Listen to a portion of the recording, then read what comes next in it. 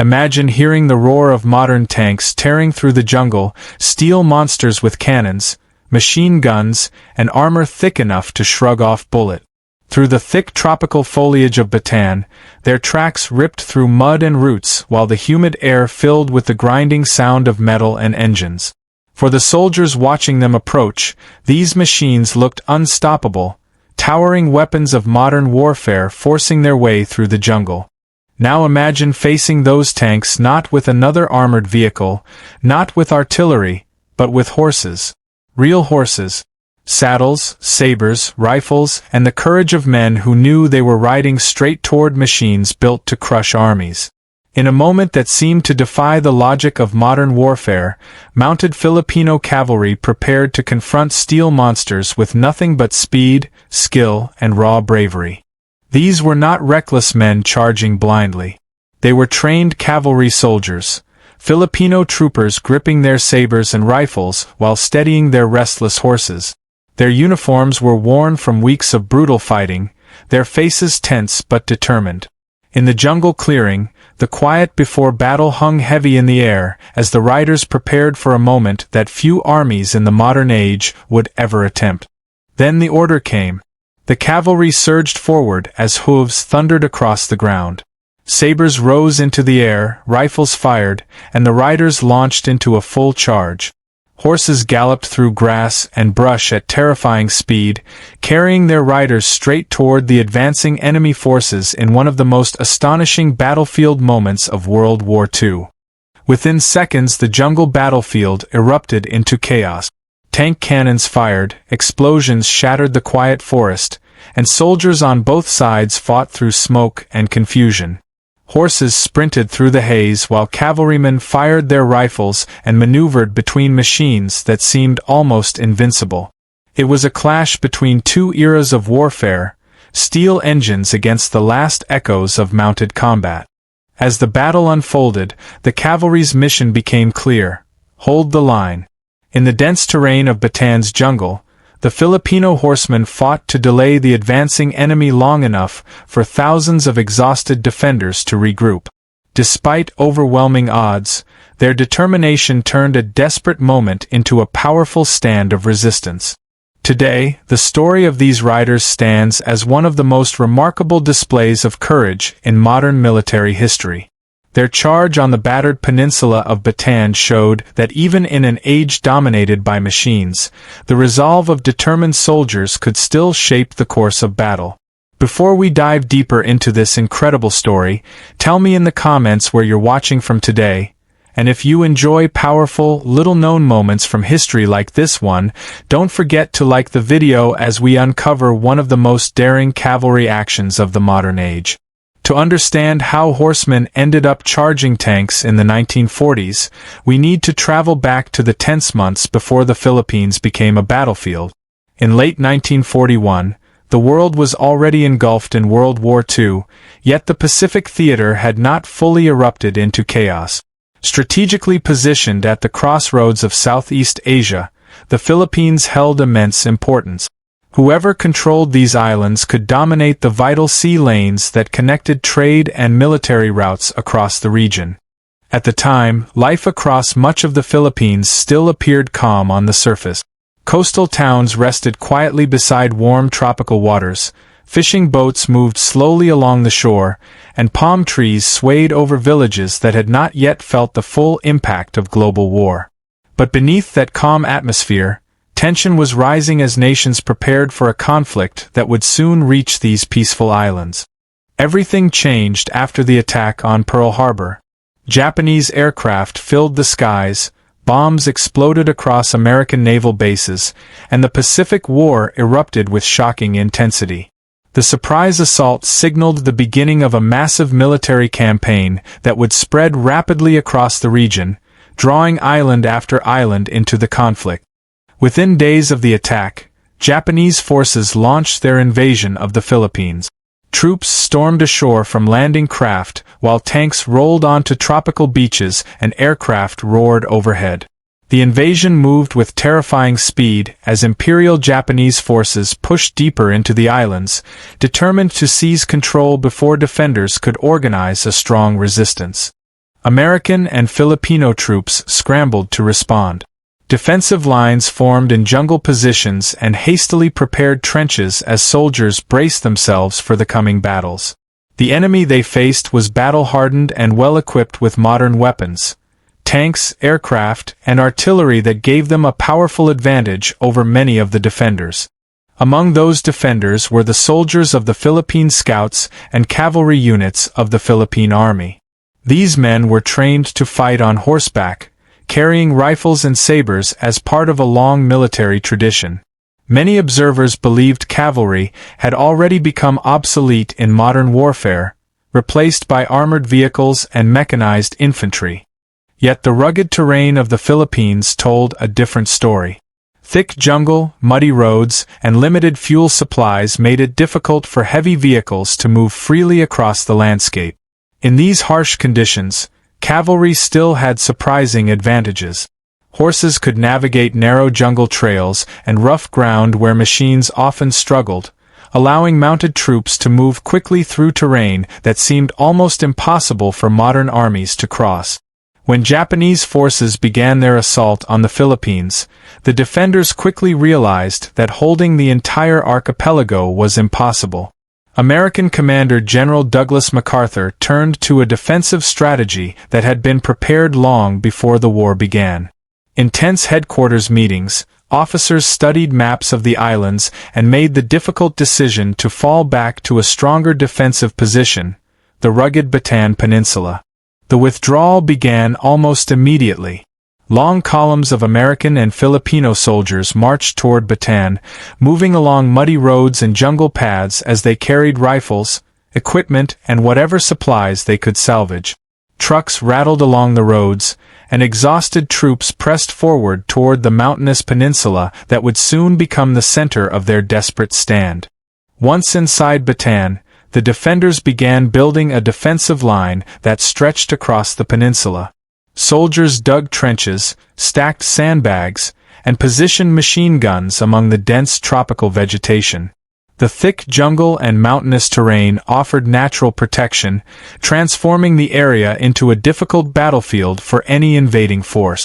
From the very beginning, however, supplies were dangerously limited. Food, ammunition, and medical equipment were all scarce. Inside rough jungle camps, soldiers struggled with hunger and exhaustion as ration crates emptied and medical tents filled with the wounded.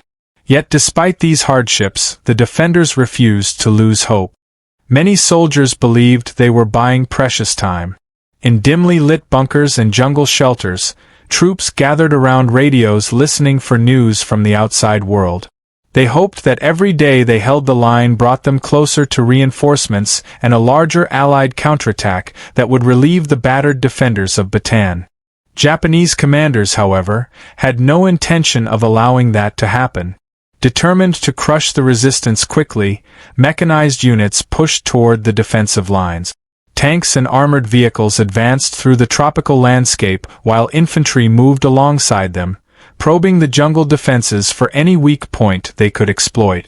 Soon the peninsula became the site of brutal jungle warfare. American and Filipino troops fought fiercely from trenches and hidden positions in the thick vegetation.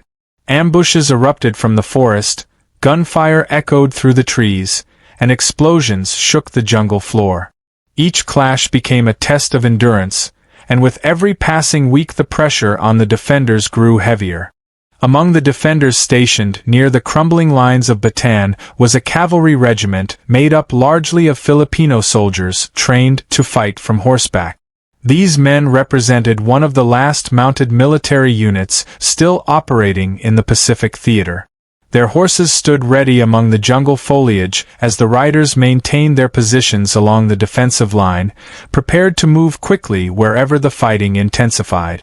Leading this regiment was Lieutenant Edwin Ramsey, a young American officer whose calm leadership had earned the respect of the Filipino troopers under his command. From atop his horse, Ramsey carefully studied the surrounding terrain and the growing threat ahead. Neither he nor his men knew that the decisions they were about to make would soon become one of the most remarkable moments of the Bataan campaign. In the weeks before the crisis, Ramsey's cavalry had been performing reconnaissance and screening missions across the rugged countryside. Riding through narrow jungle trails and hidden pathways, the mounted scouts gathered intelligence on enemy movements while maintaining contact between scattered defensive positions. Their horses allowed them to move swiftly through terrain that slowed down trucks and armored vehicles. The advantages of cavalry were especially clear in the difficult landscape of Bataan. Horses could cross shallow rivers, maneuver along muddy jungle trails, and move quietly through dense vegetation where the roar of engines would immediately reveal a vehicle's position. In these conditions, mounted troops remained surprisingly effective despite the modern weapons dominating the war. Still, everyone understood that the age of cavalry was coming to an end. As Japanese armored units pushed closer to the defensive perimeter, it became increasingly obvious that horses could not stand against tanks in open combat. The growing presence of mechanized warfare made many officers question how much longer mounted units could remain useful. Inside command posts along the line, Allied officers began discussing the inevitable transition. Plans were being considered to dismount the cavalry and reorganize the riders as regular infantry soldiers. The change seemed unavoidable as the Japanese advance tightened its grip on Bataan. But before those plans could be carried out, a sudden and dangerous crisis erupted. Japanese forces discovered a vulnerable gap near the town of Morong and quickly moved to exploit it. Tanks and infantry surged forward along jungle roads, threatening to break through the Allied defenses and split the line in two. If that breakthrough succeeded, the entire defense of Bataan could collapse. Ramsey received urgent orders: stop the advancing enemy at all costs. A battlefield messenger rushed through the tense defensive sector to deliver the command. Around Ramsey, cavalry soldiers stood beside their horses near the jungle edge of Bataan, the distant sound of gunfire echoing through the air. The urgency of the message left no room for hesitation. Something critical was unfolding at the front line. Ramsey quickly rode toward the threatened sector. When he arrived at the front line, the situation was worse than anyone had expected. From his vantage point, he could see across open rice fields where enemy forces were already advancing. Allied soldiers scrambled to reinforce their positions as the battle intensified. Japanese infantry supported by tanks were pushing forward through muddy rice paddies and along narrow dirt roads that led directly toward the Allied defenses. The armored vehicles rolled steadily across the fields while soldiers followed behind them, using the tanks as cover while closing the distance with alarming speed. Nearby American and Filipino defenders fought desperately to hold their ground. Machine gun fire rattled across the fields while artillery shells burst in the distance, sending plumes of smoke and dirt into the air. The battlefield had become chaotic, and every passing minute increased the danger of a complete breakthrough. Watching the enemy advance, Ramsey realized something terrifying. If the Japanese push continued even for a few more minutes, the defensive line would collapse. Through the smoke and confusion, he studied the approaching tanks and infantry, understanding that the defenders had almost no time left to react.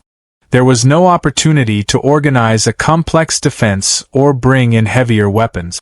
What Ramsey had in front of him were mounted cavalrymen, about 24 soldiers on horseback, armed with rifles and driven by sheer determination. In that critical moment, with the enemy closing in, Ramsey knew a decision had to be made immediately. Ramsey looked across the open ground where Japanese troops were advancing. From his position on horseback, he could see infantry moving steadily through the fields with tanks rumbling behind them. Smoke drifted across the battlefield as the enemy pushed forward, confident in their growing advantage. The Japanese soldiers did not expect mounted cavalry to attack them. As they advanced across the open farmland and rice paddies, they likely assumed the horsemen would withdraw or fall back toward safer defensive positions. The idea that cavalry might charge directly into their path seemed almost unthinkable in a war dominated by tanks and mechanized forces. Ramsey understood that this moment of surprise might be his only advantage. Without hesitation, He made a decision that would later become one of the most astonishing acts of battlefield improvisation in modern military history. Raising his arm, he gave the command that echoed down the line, "Charge." The order moved quickly through the cavalry rank. Soldiers tightened their grips on rifles and pistols while others pulled their sabers from their scabbard. Mounted troopers prepared themselves for what they knew would be a dangerous and unpredictable attack. Beneath them, the horses sensed the tension of the moment. The animals stamped the ground and snorted as their riders steadied them, waiting for the signal to move. Dust rose from the earth as the cavalry held their positions, every rider focused on the enemy ahead. In front of them stood Japanese infantry supported by tanks, machines capable of crushing both horse and rider with ease. Yet the cavalrymen did not hesitate. Years of training had taught them to trust their mounts and their comrades. In that critical moment, they believed that speed, shock, and courage might accomplish what conventional tactics could not. The charge began suddenly. Horses surged forward across the field, hooves pounding the earth as the riders leaned low over their saddles. Mud and dust flew into the air as the cavalry accelerated across the rice fields of Bataan, the thunder of hooves echoing across the battlefield while the mounted soldiers raced toward the enemy line. From the Japanese perspective, the sight must have been shocking. Infantry advancing confidently across the fields suddenly saw mounted soldiers rushing toward them at full speed. For a brief moment, confusion rippled through their ranks as the unexpected attack unfolded before their eyes. Japanese tanks attempted to respond, their turrets slowly turning toward the rapidly moving horsemen. But the cavalry weaved across uneven terrain, cutting through rice paddies and dirt paths where the heavy armored vehicles struggled to aim effectively. The speed and movement of the riders made precise targeting extremely difficult. Japanese soldiers scrambled to react. Some fired rifles and machine guns toward the oncoming cavalry, bullets striking the ground and sending mud flying into the air. Others rushed to reposition themselves behind the protection of the tanks, trying to reorganize as the chaotic moment unfolded. At the very front of the charge rode Lieutenant Edwin Ramsey.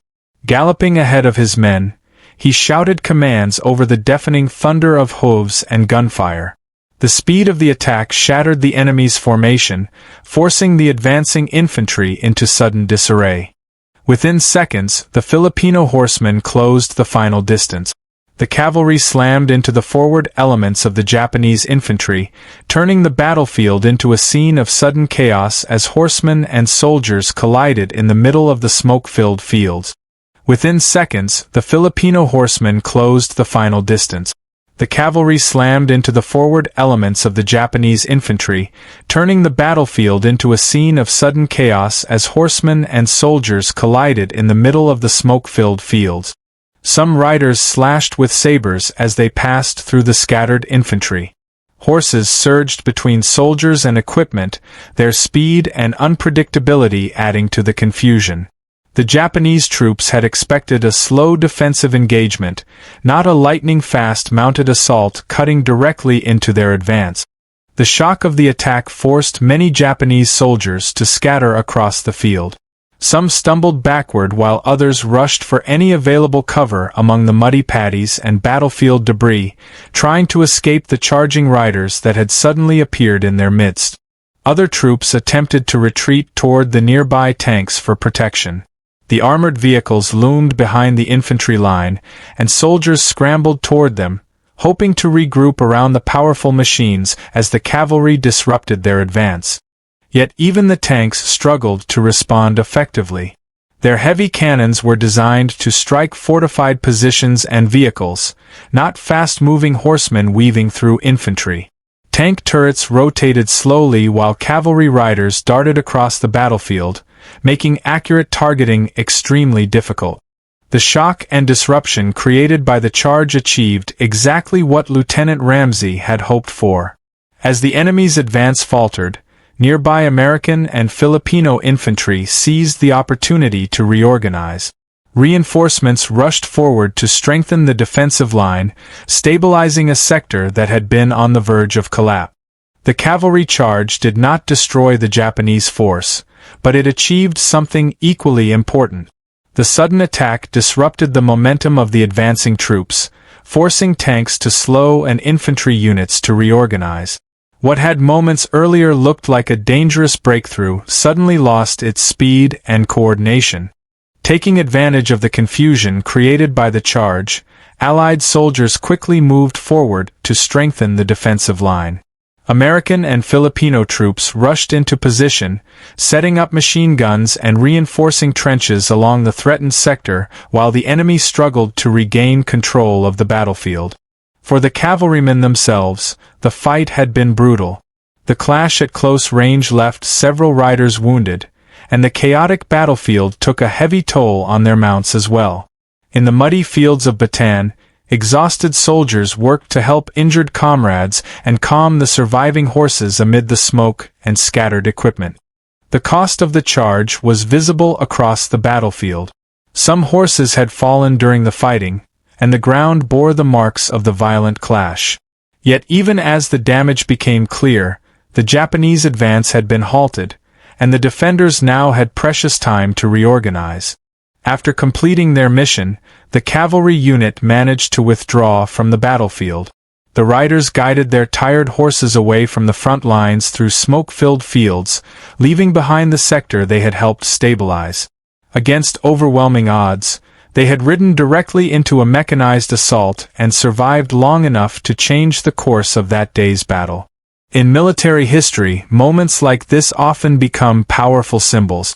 They do not necessarily win entire wars, but they reveal something deeper about the soldiers who fought them. The courage, improvisation, and determination of men willing to act decisively even when facing impossible odds. News of the cavalry charge spread quickly among the defenders of Bataan.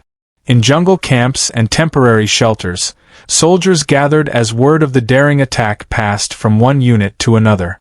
Around small fires and beneath the shadow of palm trees, exhausted troops listened as the story of the mounted assault was retold with a mixture of disbelief and admiration. For men worn down by weeks of brutal fighting, hunger, and disease, the story became a powerful morale booster. Inside muddy trenches and defensive positions, soldiers who had been struggling to endure the harsh conditions suddenly found renewed determination. The tale of the cavalry charge reminded them that courage and bold action could still shift the balance, even in desperate circumstances. The charge itself soon became a symbol across the defensive line. In a war dominated by tanks, artillery, and aircraft, the image of horsemen charging into mechanized forces captured the imagination of the defenders. It was proof that human bravery and quick thinking could still disrupt even the most advanced war machines. As the fighting continued, however, the realities of the campaign forced changes.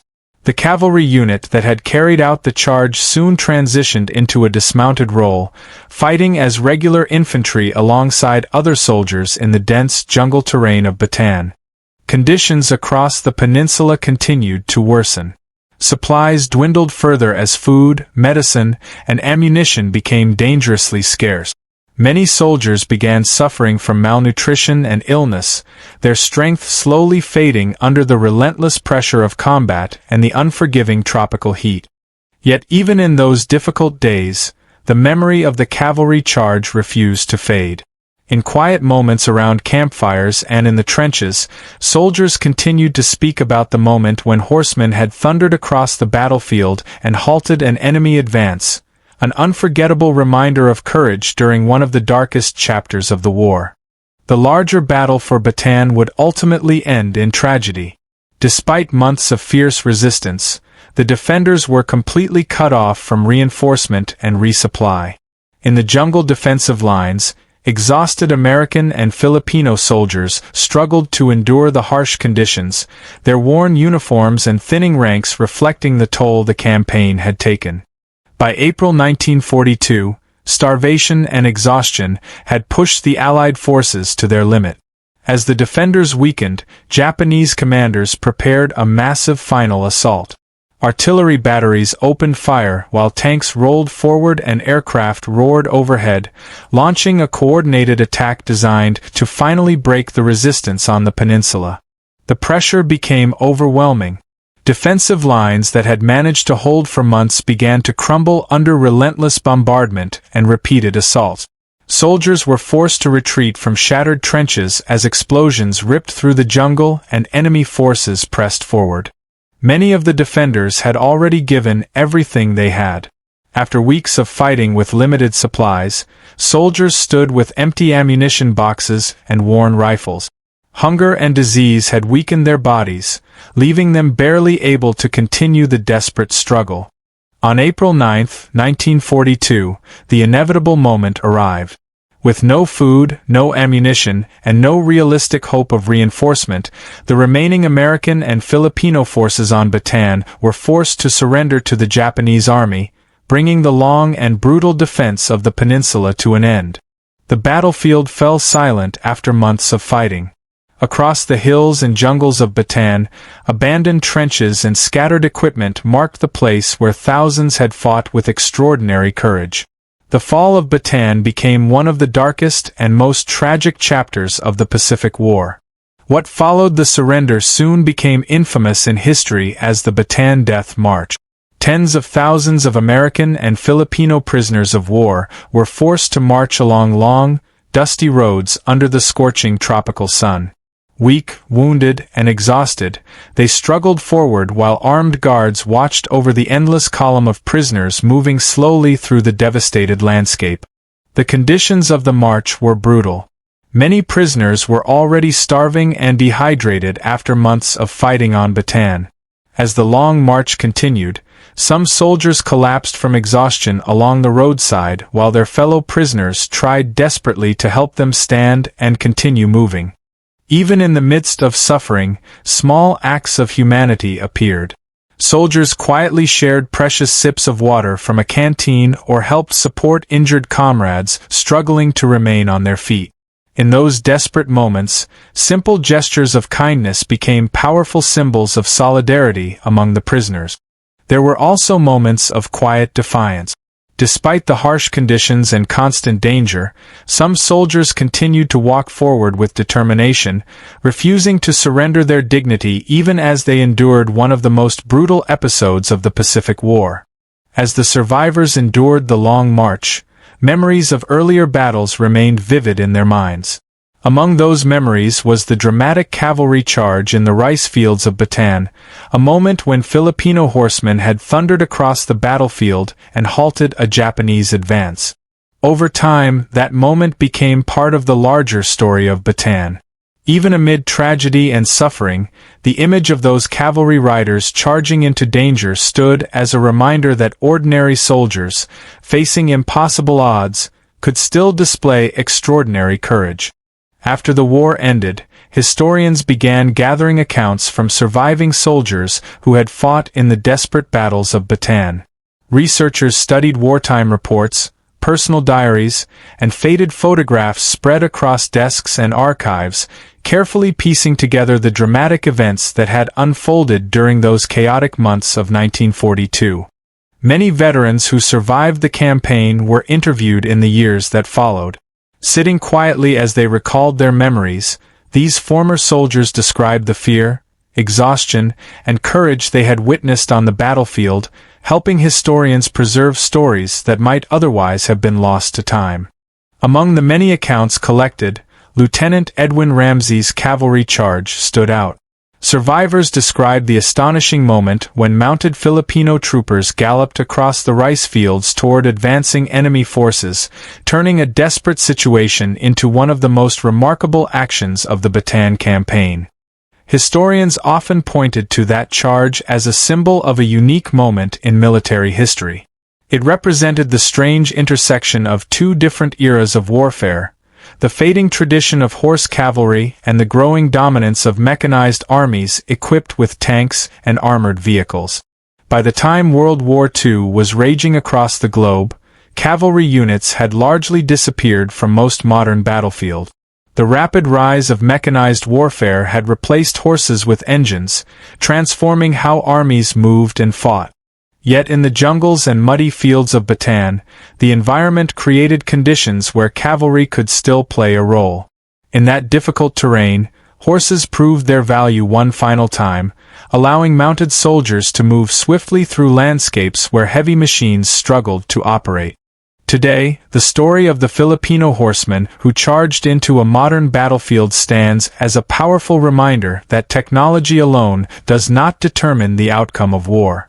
Across the quiet rice fields and jungle hills of Bataan, the memory of that moment still echoes, a time when mounted soldiers rode into danger in a conflict increasingly dominated by machines. The riders themselves represented more than just a military unit. Sitting in their saddles with rifles and sabers ready, they embodied courage, discipline, and the willingness to act when the situation demanded it. Their determination reflected the kind of leadership and improvisation that often defines the most unforgettable moments in history. In many ways, their charge symbolized a clash between two eras of warfare. The cavalry riders belonged to a fading tradition that had once dominated battlefields for centuries, while the tanks advancing toward them represented the unstoppable rise of mechanized armies and modern technology. Lieutenant Edwin Ramsey and his troopers understood the danger they faced. As they rode forward across the muddy fields, they knew the odds were stacked against them. Yet instead of retreating, they chose to take bold action in a moment when hesitation might have allowed the defensive line to collapse. Their charge disrupted the enemy just long enough for nearby Allied infantry to regroup and strengthen their defenses. Amid smoke, gunfire, and chaos, the horsemen created a brief but crucial window that allowed their fellow soldiers to stabilize the threatened sector. In the end, their actions became a lasting symbol of battlefield courage. Against overwhelming odds and in the face of a rapidly changing form of warfare, those cavalry riders proved that determination and quick thinking could still shape the course of a battle and leave behind a story remembered long after the guns fell silent. The next time you hear about World War II, remember that beyond the famous generals and massive battles were stories like this. Moments when ordinary men faced impossible odds with nothing but determination and loyalty to each other. Across the quiet fields and jungles of Bataan, the memory of those Filipino horsemen reminds us that history is often shaped by the courage of individuals whose names rarely appear in textbooks. The Filipino cavalry riders of Bataan proved something remarkable. Even in an age dominated by tanks and mechanized warfare, bravery and bold action could still disrupt the most powerful machines. Their charge became a powerful symbol of the clash between old traditions of warfare and the rapidly changing world of modern combat. Beyond the battlefield, their story also reminds us of the human bonds that carry soldiers through the darkest moments of war. Riding together across dangerous ground, trusting their horses and each other, those cavalrymen showed that loyalty and unity can inspire extraordinary acts of courage. Today, their story continues to travel far beyond the fields of Bataan. It connects people around the world who are fascinated by the hidden moments of history, stories that reveal how determination, leadership, and sacrifice can leave a lasting mark long after the battle has ended.